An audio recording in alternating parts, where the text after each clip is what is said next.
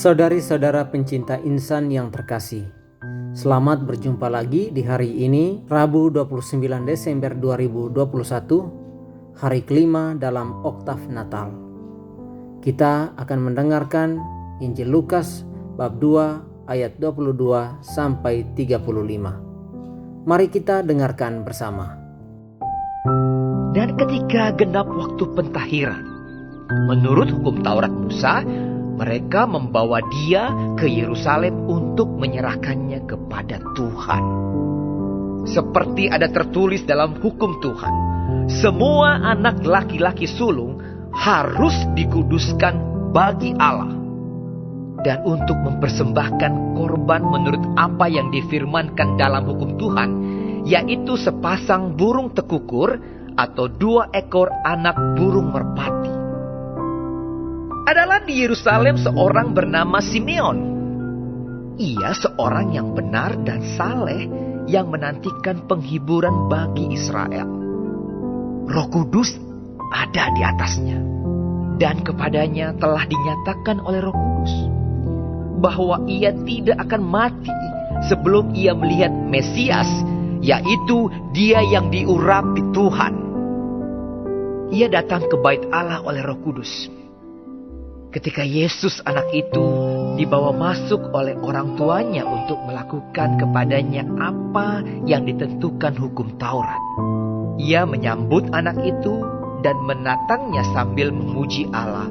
Katanya, "Sekarang Tuhan, biarkanlah hamba-Mu ini pergi dalam damai sejahtera, sesuai dengan firman-Mu.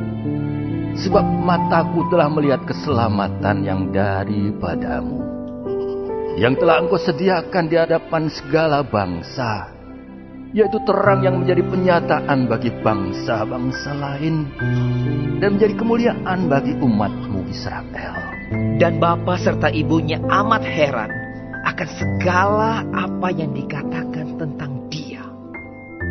Lalu Simeon memberkati mereka dan berkata kepada Maria, ibu anak itu, "Sesungguhnya anak ini ditentukan untuk menjatuhkan atau membangkitkan banyak orang di Israel, dan untuk menjadi suatu tanda yang menimbulkan perbantahan, dan suatu pedang akan menembus jiwamu sendiri, supaya menjadi nyata pikiran hati banyak orang." Sahabat insan yang terkasih, Injil yang baru saja kita dengarkan menyajikan kepada kita tentang peristiwa Yesus dipersembahkan di Kenisa. Dalam tradisi hukum Taurat, setiap orang tua bangsa Yahudi harus membawa semua anak laki-laki sulungnya ke Yerusalem untuk dipersembahkan kepada Allah di bait Allah dan juga untuk dikuduskan bagi Allah sendiri. Bagi keluarga Yahudi, mempersembahkan anak laki-laki sulung kepada Tuhan merupakan suatu tindakan iman. Anak sulung pria itu harus diakui sebagai milik Tuhan yang harus dikembalikan kepadanya. Sesuai tradisi ini, pada saat acara itu juga mereka harus membawa sepasang burung tekukur atau 2 ekor anak merpati. Sebagai orang Yahudi, Yusuf, Maria, orang tua Yesus dan juga Yesus sangat taat pada tradisi Yahudi ini. Pada hari ke-8 sesudah kelahirannya, Yesus disunat dan diberi nama di bait Allah. Dan pada hari ke-40, sesuai dengan ketetapan kitab imamat, Yesus dipersembahkan di bait Allah. Yesus dikuduskan dan dikembalikan kepada Allah. Saat berada di Kenisa, orang tua Yesus berjumpa dengan Simeon, seorang yang lanjut usia yang suci dan saleh. Biasanya berdasarkan kebiasaan pada waktu itu, perjumpaan antara orang tua dengan imam yang bertugas menerima persembahan terjadi di depan gerbang Nikanor yang mengarah ke pengadilan orang Yahudi. Ketika berjumpa dengan orang tua Yesus dan juga Yesus, Simeon sangat gembira karena katanya ia boleh melihat keselamatan yang datang dari Allah, yaitu Sang Mesias yang dijanjikan.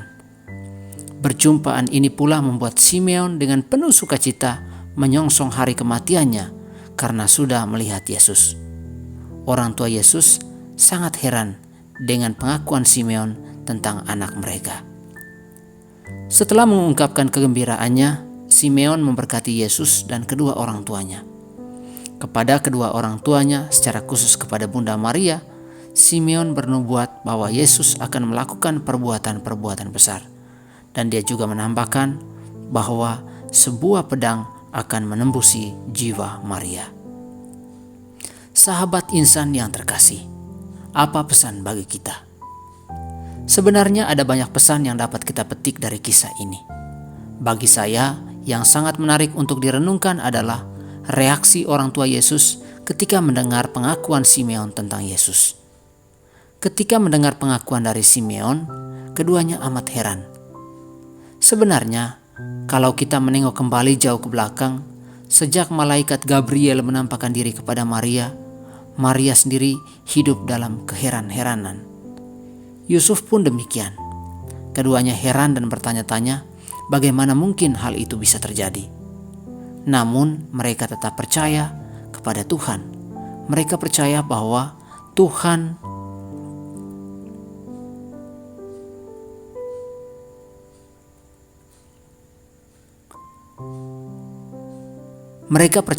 Tuhan yang telah membawa mereka sejauh ini akan terus memberkati dan menguatkan mereka di bulan-bulan dan juga tahun-tahun mendatang. Saudari-saudara, pencinta insan yang terkasih, kadang-kadang dalam kehidupan kita juga mengalami situasi dan keadaan keheranan sama seperti Maria dan Yusuf. Ada begitu banyak pengalaman hidup yang membuat kita heran dan tidak mampu berkata-kata. Apa yang kita dambakan tidak terrealisasi, apa yang kita impikan tidak terjadi. Untuk itu, luangkan waktu sejenak dan ingat pengalaman itu dalam hidup Anda. Mungkin karena penyakit, konflik dalam keluarga, kesulitan keuangan, atau kehilangan pekerjaan. Masa-masa ini sangat menyakitkan dan tantangan-tantangan yang mengikutinya seringkali menimbulkan banyak keheranan dan kecemasan. Kita tidak tahu apa yang ada di depan kita. Kita juga tidak tahu bagaimana kenyataan itu akan diselesaikan. Untuk itu, kita perlu mengarahkan pandangan kita pada Maria dan Yusuf. Kedua sosok ini memberikan pelajaran penting kepada kita, yakni agar tetap percaya bahwa semuanya ada dalam kerangka rencana Allah. Semoga Tuhan memberkati kita.